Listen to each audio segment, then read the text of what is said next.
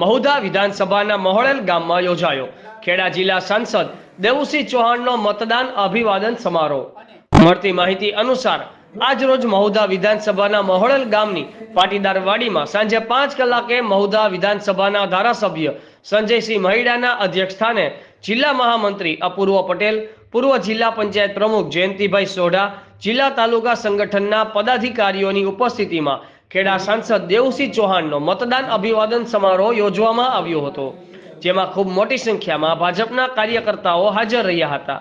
ખેડા સાંસદ દેવુસિંહ ચૌહાણે મતદાન અભિવાદન કાર્યક્રમમાં કાર્યકરો અને મતદારોનો જંગી લીડથી મતદાન કરવા અને જીત અપાવવા બદલ દિલથી આભાર વ્યક્ત કર્યો હતો। તેમજ સ્થાનિક ધારાસભ્ય સંજયસિંહ મહિડાએ મહુધા વિધાનસભામાંથી 17,000ની લીડ આપવા બદલ કાર્યકરોને અભિનંદન આપ્યા હતા।